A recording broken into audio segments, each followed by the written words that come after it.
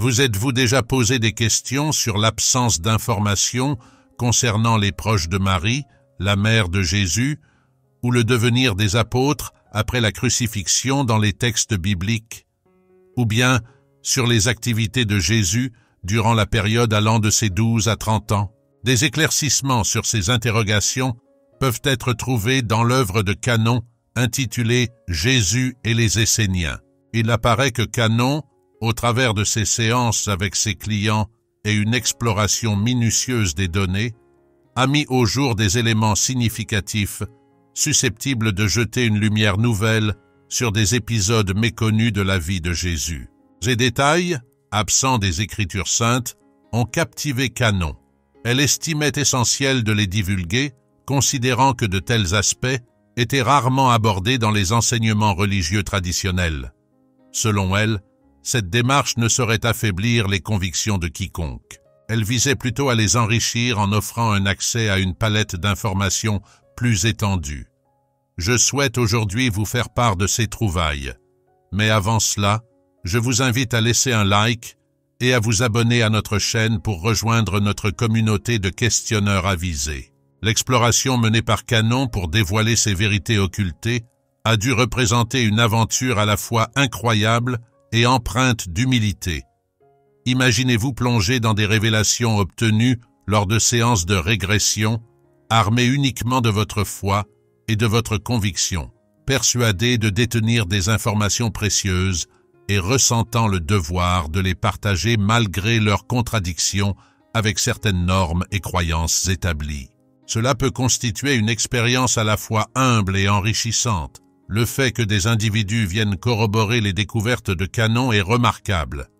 Elle a reçu d'innombrables lettres et ouvrages par courrier de personnes capables de confirmer et de fournir des preuves à l'appui de nombreux concepts exposés dans ses écrits. Les renseignements recueillis lors des séances de régression, puis approfondis par ses recherches, révèlent que Joseph d'Arimathie jouait un rôle bien plus important qu'on ne le pensait. Un rôle largement sous-estimé et omis dans les Écritures. Mentionné dans la Bible comme un homme riche ayant offert sa tombe pour la sépulture de Jésus, il s'avère être en réalité l'oncle de Jésus et avait des liens de parenté avec Marie. Joseph d'Arimathie, comptant parmi les hommes les plus fortunés de son époque, son absence de visibilité dans les textes sacrés interroge, eu égard à son immense importance et influence. Il était propriétaire d'une flotte et s'engageait dans un commerce international d'envergure, notamment pour l'étain qu'il extrayait des mines britanniques. Jésus l'accompagnait dans ses expéditions, il se formait auprès des érudits de son temps. Lors de présentations en Angleterre, des individus approchaient Canon pour lui dire « Connaissez-vous la légende ? Il existe un récit selon lequel Jésus arpentait les rivages de Glastonbury et d'autres lieux de cette région. Selon cette tradition, Marie, sa mère, l'accompagnait parfois durant sa jeunesse. Ces mythes sont encore vénérés et préservés dans ces contrées. Il a été mentionné que, de nos jours, les mineurs d'étain entonnent une chanson évoquant Joseph en tant qu'homme de l'étain, perpétuant ainsi ses légendes dans la région. Après ces interventions, Canon a reçu un ouvrage désormais accessible en ligne, intitulé « Le drame des disciples perdus », écrit par George F. G.W.T. et publié initialement en 1961, alors que son propre livre ne vit le jour qu'en 1985. Dès les premières pages, on y découvre un éclairage sur Joseph d'Arimathie, présenté comme une figure d'opulence et d'influence, jouissant d'un statut éminent tant auprès des autorités juives que romaines. L'ouvrage révèle, selon les Tudors, que Joseph était le frère cadet du père de la Vierge Marie. Il était donc son oncle et, par extension, un arrière-grand-oncle pour Jésus, confirmant les trouvailles de Canon. Ma première lecture de cet ouvrage m'a laissé stupéfait. Fondé sur des preuves tangibles, l'auteur a personnellement visité Rome et d'autres lieux de conservation de documents historiques. Il a exploré d'anciens manuscrits, mis au jour des lettres, des écrits et une multitude de récits, mettant en lumière des sources précieuses jusque-là exclues de la Bible, attestant ainsi que le récit de l'auteur reposait sur des faits historiques anciens. Avez-vous déjà songé au devenir des autres figures bibliques après la crucifixion? Les textes sacrés ne s'attardent guère sur leur sort. Que sont devenus les autres apôtres, Marie et la mère de Jésus? Ces informations manquent. Ainsi, dans l'ouvrage « Le drame des disciples perdus », nous apprenons qu'après la crucifixion, les apôtres se sont trouvés en péril. Joseph et la mère de Jésus étaient menacés face à une tentative délibérée d'éliminer quiconque était associé à Jésus. Il est apparu nécessaire de quitter Israël. La grande fortune et l'influence de Joseph représentaient un casse-tête, car son assassinat aurait pu déclencher une révolte et compliquer les relations avec les Romains, conscients de son pouvoir. Donc, ils ont opté pour une stratégie qu'ils estimaient plus pragmatique. Plutôt que de l'exécuter, ils ont laissé les circonstances dicter son sort. Ainsi, ils ont convoqué l'ensemble de la troupe, y compris Joseph et Marie, les embarquant sur une embarcation dénuée de voilures et de rames, les abandonnant à la clémence de l'océan. L'idée maîtresse était de confier leur sort aux caprices de la nature sans être les instigateurs directs de leur trépas.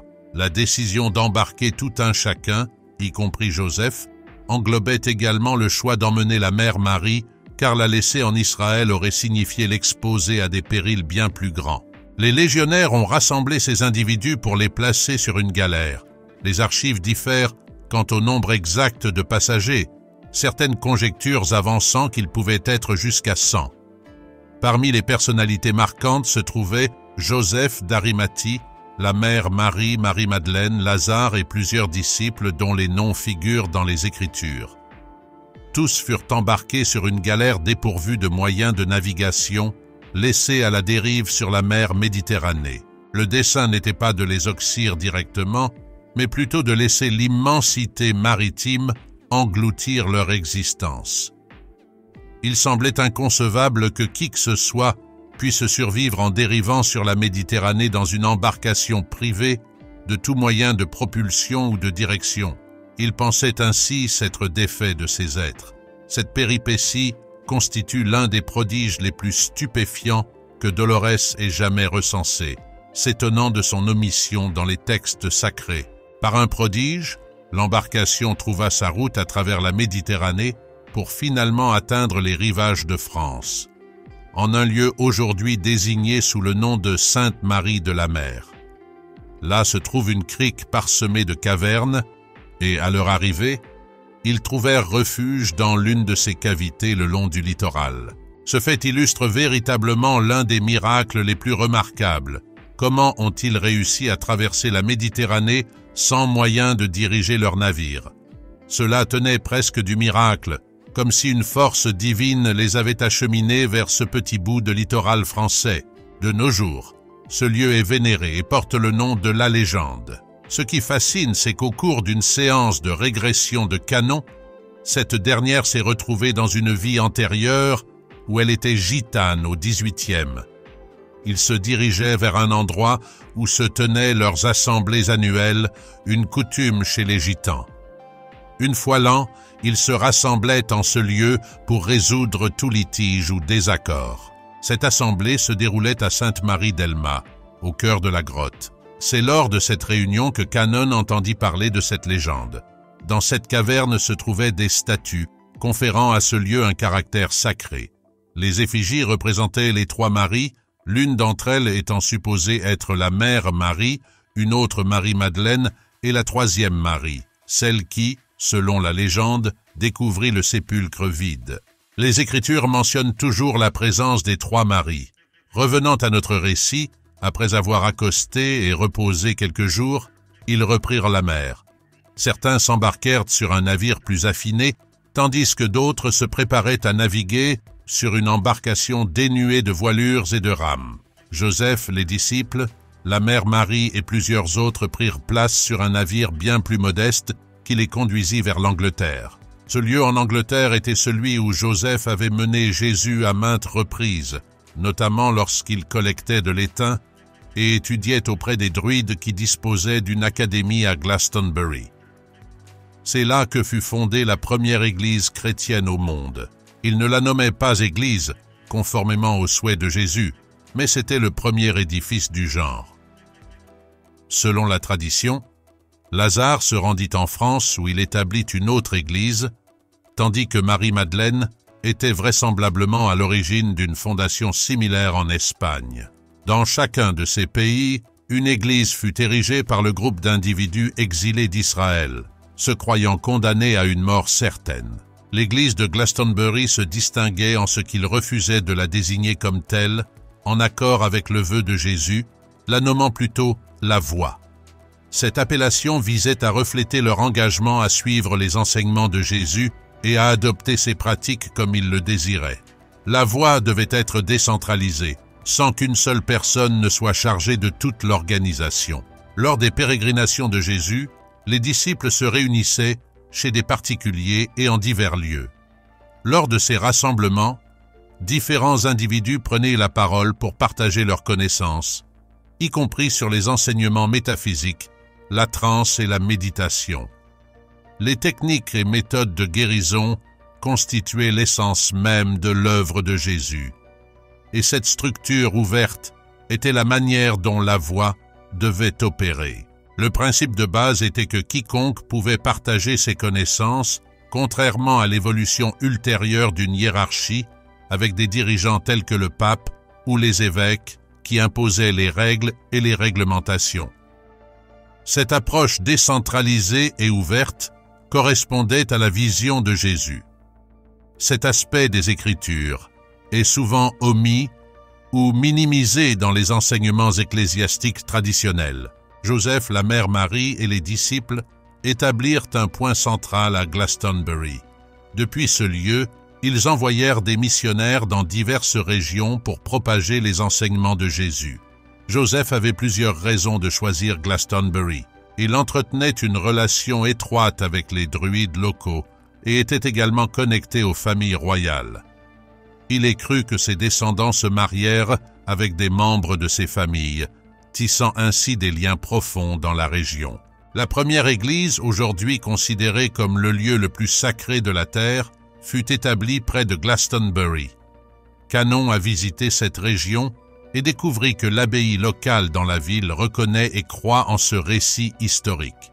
Ils ont confirmé l'importance de ce lieu car il abrite les sépultures de Joseph, de notre Messie, des disciples, y compris Jean qui vécut jusqu'à l'âge de 100 ans, et de Marie, la mère de Jésus.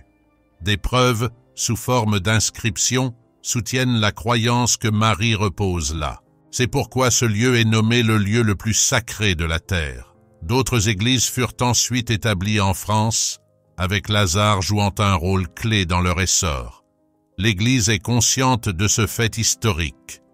Au cours du XVe, des documents ont relaté des débats animés. Ces controverses visaient à déterminer de façon définitive le lieu de fondation de la première Église. Un débat faisait rage pour savoir si celle en Angleterre ou en France pouvait prétendre être la plus ancienne. Après une analyse minutieuse, il fut conclu de manière irréfutable que la première Église chrétienne fut fondée en Angleterre. La différence entre les dates de fondation des deux églises n'était que d'1 ou 2 ans. Ces faits sont étayés par des documents officiels attestant que le christianisme a vu le jour parmi les disciples directs de Jésus à cette époque. Marie-Madeleine s'impose comme une figure essentielle, souvent omise dans les récits traditionnels. Cette omission découle de la marginalisation des femmes disciples dans les Écritures bibliques. Marie-Madeleine se distingue notamment comme une favorite de Jésus, ayant été formée en Égypte où elle officiait en tant que prêtresse. Elle détenait une connaissance approfondie des mystères gnostiques et métaphysiques. Cette expertise lui conférait la capacité d'entretenir des échanges profonds avec Jésus, inaccessibles à beaucoup de ses disciples, limités par leur compréhension métaphysique moins aiguë. Jésus, se sentant souvent incompris par son entourage, trouvait réconfort et compréhension auprès de Marie-Madeleine lors de discussions sur ces sujets complexes. Ces moments alimentaient la jalousie de certains disciples, notamment Pierre, qui remettait en question le rôle privilégié de Marie-Madeleine. Canon, sans intention de bouleverser les croyances établies, partageait ses découvertes en encourageant chacun à explorer ses idées et à se forger une opinion personnelle. Elle promouvait l'esprit critique, l'importance de questionner et de ne pas se soumettre aux affirmations d'autrui. Elle défendait la démarche interrogative, l'établissement de conclusions propres et la détermination de ses croyances personnelles. Elle soulignait l'importance de la recherche personnelle. Cette quête de savoir invite à un voyage d'expansion intellectuelle, favorisant la croissance personnelle et une meilleure compréhension du monde. Les révélations contenues dans l'œuvre de Canon, Jésus et l'essence enrichie par des données historiques et des légendes, offrent une perspective nouvelle sur la vie de Jésus et les débuts du christianisme. Le périple de Joseph, de la Vierge et des disciples après la crucifixion, leur survie en mer et l'établissement de la première église chrétienne à Glastonbury révèlent des chapitres méconnus de l'histoire. La conception de la foi, en tant qu'approche spirituelle décentralisée et ouverte, défie les perceptions traditionnelles. Avez-vous déjà exploré les travaux de Canon? Que pensez-vous de ces découvertes? Partagez vos réflexions en commentaire et activez la notification pour rester informé des prochaines publications. À très bientôt.